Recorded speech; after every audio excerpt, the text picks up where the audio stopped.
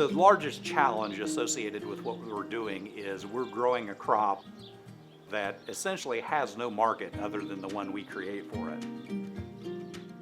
Some of our neighbors, especially early on, kind of thought we were a little bit crazy. Typically, when most people think about Indiana farming, they're thinking about corn because it's grown in such huge quantities here in Indiana. We are a little bit different. Now, we are firmly rooted in row crop agriculture. We still raise corn, soybeans, and wheat. But in an effort to add diversity to our crop rotation a few years ago, we started looking at oil crops.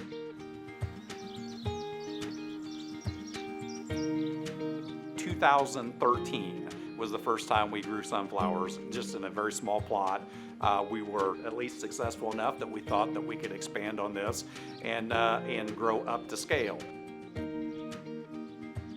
We plant the sunflowers in 30-inch rows, just like corn. We harvest the crop and we store it just like we would with any other commodity crop. The only difference is we continually process that crop into cold-pressed oil throughout the year. There is no external heat, there is no external chemical. We run the sunflowers through our cold press equipment. It's filtered down to 1 micron and then it's put in the bottle. Because with our process we don't burn the antioxidants out of the oil, we don't require any type of shelf stabilizer. I think we need to be consuming things that are in as close as possible to their natural form. Where it was most challenging was establishing production. I'm a row crop farmer. I can grow things. That much we can figure out. But it was on the production side and the marketing side that was the largest challenge.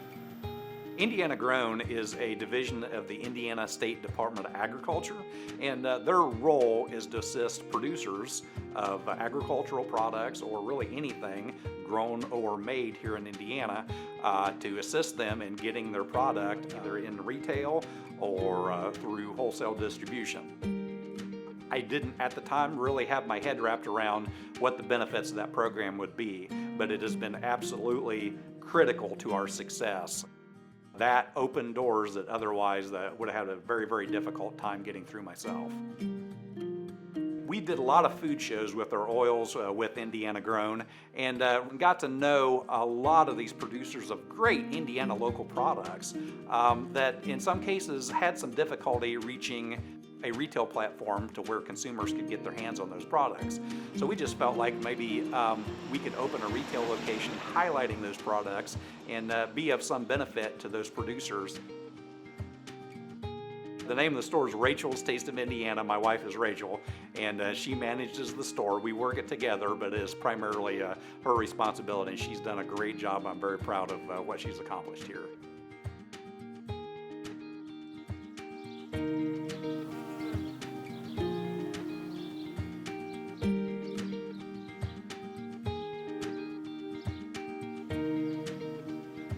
We are heavily rooted in agriculture here in this area, and that's something that we're kind of proud of. I'm personally sixth generation on my farm. We have 2 separate tracts from 2 different sides of the family that I still farm, and those were homesteaded roughly about 175 years ago at about the same time. Passing the farm to the next generation is incredibly important to me. It seems like I don't really own this ground. I'm just caretaker of it in my lifetime, and we pass that on to the next generation. And that's something that weighs very heavily on my shoulders. Adding diversity to our crop rotation is just part of securing our future as it's passed on to the next generation. So that's what I'm attempting to do.